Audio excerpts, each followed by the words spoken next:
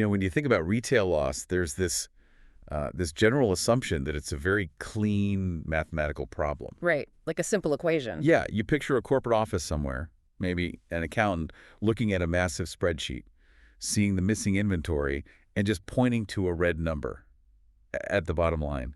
It feels clinical, like missing or not missing. Absolutely. People assume it's a simple binary calculation. They think it's just a cost of doing business that gets, factored into the quarterly projections.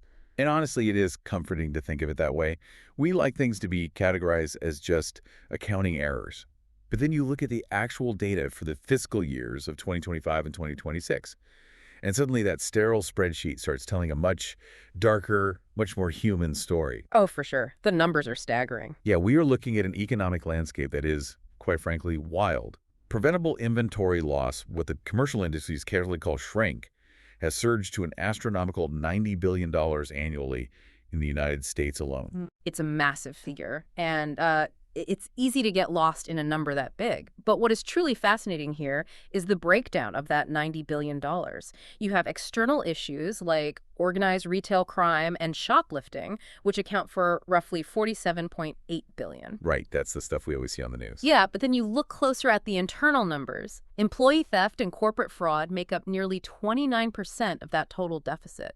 That is $26 billion disappearing entirely from the inside. Wait, $26 billion? Yeah, $26 billion. It's taken by the very people hired to protect, manage, and distribute those assets. I mean, the call is coming from inside the house. It really is. Well, welcome to Reformed Thinking. Today we are taking a deep dive into an ancient text that confronts this massive modern economic reality head-on. We're unpacking a fascinating set of theological and exegetical sources focusing on a single ancient sentence written by an imprisoned man to a wealthy commercial city in the 1st century. The text is Ephesians chapter 4, verse 28. And if we look at the scope of what this letter is trying to accomplish, this specific verse is not some casual piece of moral advice. It's a massive, sweeping demand for a complete reorientation of human life. Yeah, it's not a small ask. No, not at all. Our mission today is to unpack how this single sentence moves a person through a total shift in identity. The progression is very deliberate. It moves a person from being a taker to a laborer and then a radical giver. So, if the whole culture is built on taking, on skimming off the top, Yeah. how does the Apostle Paul even begin to address this? Because he doesn't just drop this rule out of the sky and yell at them to be better people. Right. Before we get to the specific command to stop stealing, we have to look at the cultural and theological soil this command is planted in. Like, what were the original recipients of this letter actually dealing with on a daily basis? We have to establish the historical backdrop of 1st century Ephesus. Paul wrote this letter from a Roman prison, likely between AD 60 and 62. So he's literally in chains. Yeah, he's physically chained, isolated, but his thoughts are directed toward the absolute crown jewel of the Roman province of Asia. Ephesus was not some quiet pastoral village out in the countryside. It was a massive, bustling commercial metropolis. A huge trade hub. Absolutely.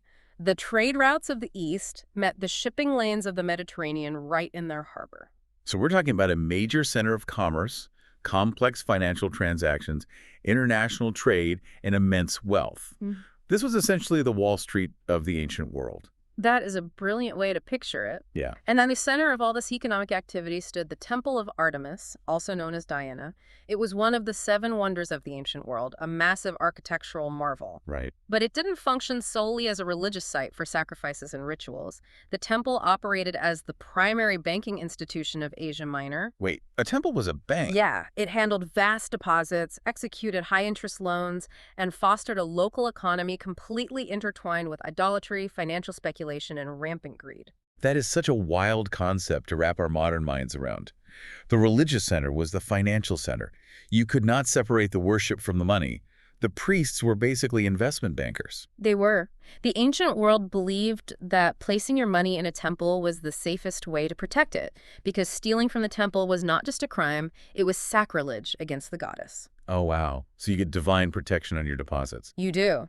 So the temple became a fortress of wealth.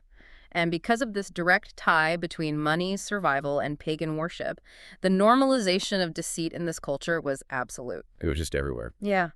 In the ancient Mediterranean world, petty larceny, exploiting household slaves, contract fraud, and commercial deception were standard operating procedures.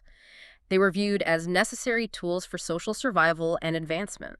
So when a person in Ephesus became a Christian, there was stepping out of a culture where taking a little off the top was just how business was done. It was expected. It Yes. was baked into the social contract. I mean, if you weren't cheating, you were falling behind. And that makes the literary structure of Paul's letter so vital for our understanding. We have to look at the structure of grace before action. Okay, break that down for us. Sure. The epistle to the Ephesians is masterfully structured into two distinct movements. Chapters 1 through 3 contain 0 moral commands. 0. That's wild for a religious text. You expect a rule book right from page 1. None at all. The first 3 chapters are entirely indicative. They declare what the triune God has already accomplished for the believer. Paul outlines eternal election, redemption through the blood of Christ, and justification by grace through faith alone. So it's all about what's been done for them. Right. He spends 3 entire chapters establishing the believer's high calling, their adoption, their total forgiveness, before he ever asks them to do a single thing. I love looking at it this way. Let's think about it like formatting a corrupted computer. If you have a computer that is completely loaded with viruses and malware, you can't just install a new productivity app and expect it to run smoothly. No, the hardware will crash. Yeah, it'll crash. Yeah. You have to wipe the entire hard drive clean and install a brand new operating system first. Grace is that new operating system. It has to precede the demand for changed behavior. You cannot demand output from a corrupted machine. That is a great analogy. The operating system has to be completely rewritten. Right. Biblical ethics always grow out of biblical doctrine. The indicative reality of who you are in Christ must precede the imperative command of how you are supposed to walk. And that shift happens later in the letter. Yes. The transition happens in chapter 4, where Paul finally moves to the imperatives. This is the whole put off the old man, put on the new man dynamic. So if we sever the command of verse 28, the explicit command to stop stealing from the massive theological operating system of the first 3 chapters, what actually happens? You end up with empty moralism. You turn the gospel into a crude, exhausting system of self-reformation. Without that grace at the core, telling a thief to stop stealing is just behavioral modification. It's just telling a bad tree to produce good apples. Right. It doesn't address the heart condition that caused the theft in the first place. True obedience is an active outworking of a renewed mind. The believer doesn't work hard to become a new person. He works hard because he has already been made a new person. That makes so much sense. So with that massive theological framework established, how does Paul finally address the guy in the back row who has been skimming off his employer's accounts? The text gets highly specific here. Let's look at the exegetical breakdown of the actual prohibition. The Greek text here is incredibly precise. The verse begins with the phrase hoklepton. This translates directly to the one stealing. And what is crucial here is that it's a present active participle. Why does the grammatical tense matter so much in this context? Because Paul doesn't use the past tense. He doesn't say, the one who stole in the past, let him stop. By using the present active tense, he's addressing people engaged in an ongoing habitual lifestyle or trait of theft. Oh, wow. So they are actively doing it. Yes, he's speaking directly to the professional thief, the dishonest merchant watering down his wine, and the slacking servant sitting right there in the Ephesian house churches.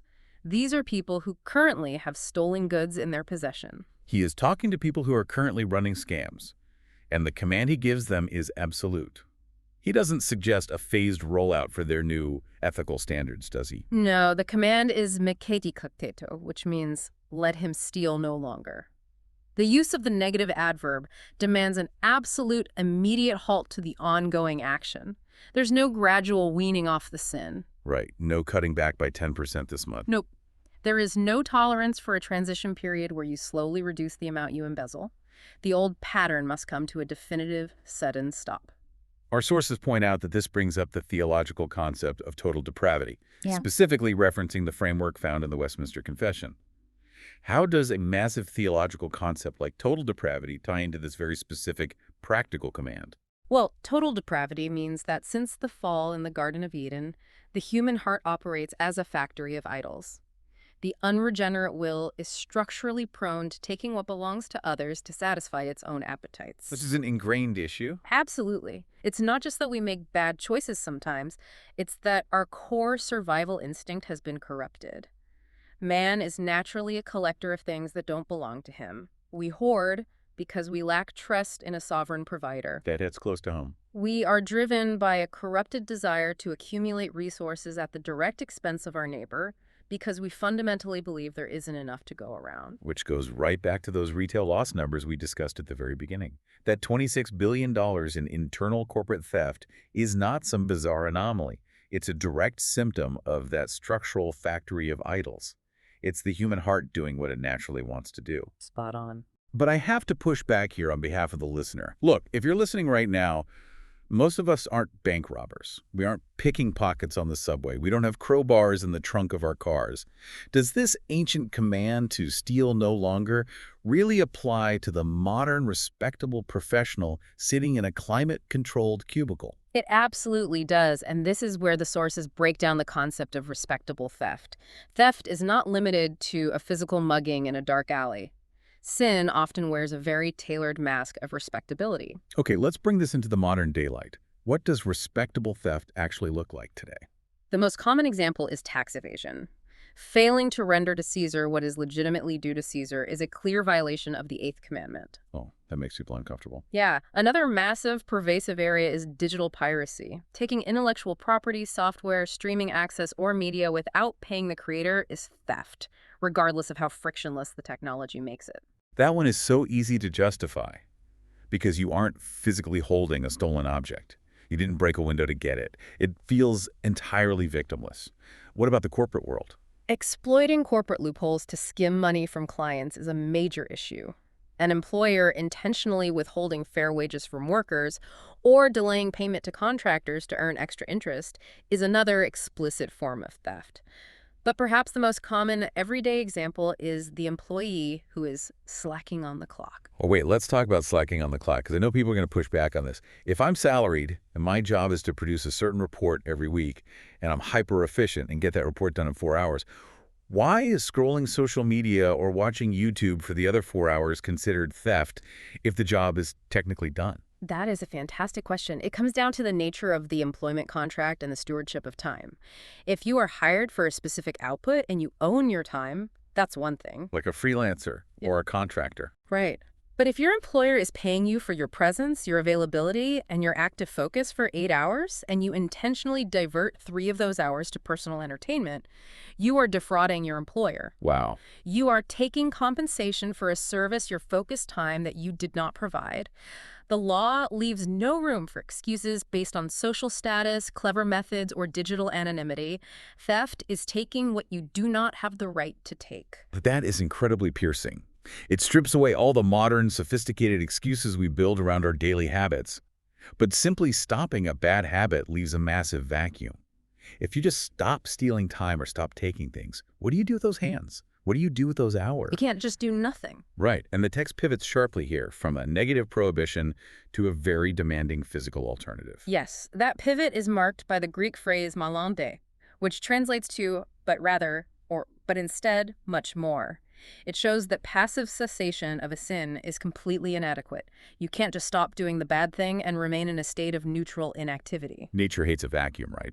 And so does the human heart. There has to be a complete inversion of the life. So the hand that takes has to become a hand that does something completely different. Yeah. And the text demands exhausting toil. The specific verb Paul uses here is kopio. This word doesn't mean casually clocking in, sitting at a desk and doing light duty. It implies laboring to the point of sweat, exhaustion, and physical weariness. Like really grueling work. Yeah, it's the exact word used for the back-breaking toil of an agricultural peasant working a field under the hot sun. This would have been a massive cultural shock, wouldn't it? How did the Greco-Roman elite view manual labor and physical sweat? The cultural philosophers of the day, like Plato, Aristotle, and Cicero, utterly despised manual labor. Really? They hated it. They viewed physical sweat as degrading to the human soul. To them, the material world was base and vulgar, while the realm of ideas was pure. Therefore, manual toil was fit only for slaves, barbarians, and the lowest classes of society. So the ideal was just to sit around and think. Yes, the absolute ideal life in the Greco-Roman mind was one of intellectual leisure, completely free from physical exertion. So Paul takes this culturally despised concept, sweaty, exhausting physical labor, and he elevates it. He establishes the workshop and the field as spheres of holy obedience and dignity. He elevates it immensely. He tells these believers, some of whom were slaves and day laborers, that their physical toil is not a curse. It's not a social disgrace. It is a primary means of sanctification. And Paul did this himself, right? Oh, definitely. Paul himself worked with his own hands as a leather worker and tent maker to support his ministry. He embodied the principle that labor is honorable. That flips the modern careerism ladder completely upside down. Yeah. Today, people view work as a necessary evil to get to the weekend, or they view it as a vehicle for personal glory and self-actualization. Yeah, the hustle culture. The whole point of climbing the corporate ladder is so you can eventually stop working hard, get an office, and have other people sweat for you. But this verse says work is an act of creaturely obedience. We were made to work. It's an act of ordinary, daily worship. And the standard for that work is very specific. The text says the work must be to agathon, which means morally excellent and beneficial. Let me pause you right there. So if I'm listening to this and I'm thinking, as long as I'm working hard, putting in 80 hours a week, sweating it out, and making a huge income, I am obeying this verse. Not at all. Okay, why not? The exertion is required, but the industry itself must be morally upright. If an industry promotes vice, exploits the weak, or relies on deceit, it fundamentally fails the to agathon standard. So the output matters just as much as the effort. Well, absolutely. You can't labor diligently in a predatory payday loan business or run a fraudulent marketing scheme and claim you are obeying God simply because you are working hard. The vocation must be completely free from dishonest gain. It must be clean, productive, and beneficial to society. The sources also highlight complementarian roles when discussing this verse. How does that framework fit into the idea of exhausting toil? The sources point out that this diligent, beneficial labor applies across the various household structures recognized in the text. Husbands are called to work hard, to sweat and exhaust themselves to provide for their families, and wives are called to manage their households with that same industrious fidelity. So no one is exempt from the work. Right. The overarching principle of exhausting, morally excellent labor applies to every sphere of life, whether that physical exertion happens in the marketplace, the agricultural field, or within the home. So we've moved from the grasping hand of the thief to the calloused earning hand of the laborer. But earning is not the finish line. Earning a paycheck is not the ultimate, the primary goal of the Christian life. The text introduces a radical shift in the purpose of human labor. We are moving into the economics of grace, which leads directly to radical distribution. The text pivots a third time with a purpose clause. The Greek conjunction hina means in order that. The apostle commands hard labor so that the worker may have. This is a crucial point to understand. Private possession is assumed. The text does not abolish personal property. Right? He says that he may have. He doesn't say that the state may have or that the collective may have. That's right, but that private possession is viewed strictly as a stewardship. You earn money so that you have something to distribute. The specific verb used for this distribution is metadidomi. How does metadidomi differ from just writing a check or giving something away to a charity? A standard word for giving might just mean transferring ownership from one person to another.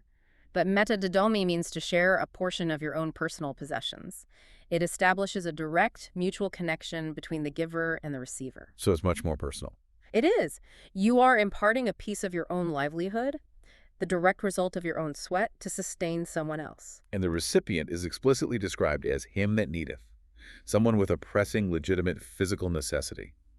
The world trains our hands to grasp and hoard. We measure success by the size of the stockpile, the balance of the retirement account, the square footage of the house. But this verse challenges all of our worldly economic systems. And our sources provide a very firm critique of several modern economic frameworks based on this specific text. First, they reject consumerism. What's the main critique there? Well, consumerism teaches that the goal of wealth is hoarding resources and living for personal luxury. It tells you to constantly build bigger barns and upgrade your lifestyle.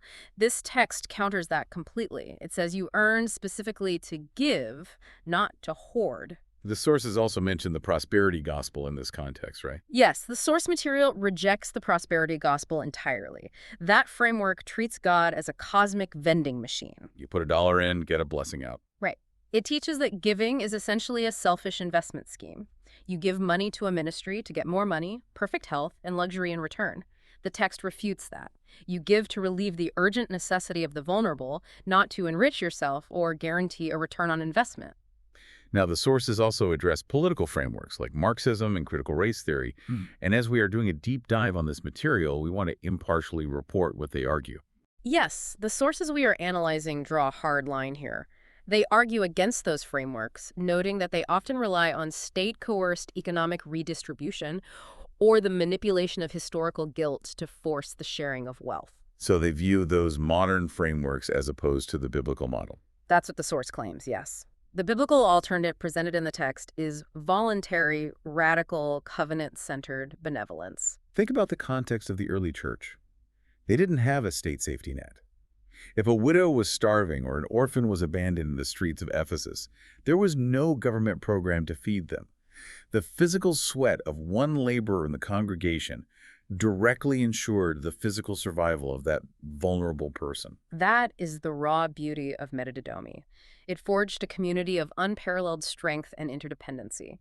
The pagan world looked at the early church and saw people who used to be thieves, who used to exploit each other, now working to the point of absolute physical exhaustion just so they could feed people they were not even biologically related to. That's incredible when you think about it. It was a massive apologetic for the truth of the gospel. It proved the reality of the renewed mind. But how does a person actually find the strength to make this massive shift? Going from a self-centered taker to a self-sacrificial giver is entirely unnatural. It goes against every survival instinct we have. Yeah. This brings us to the Christological fulfillment.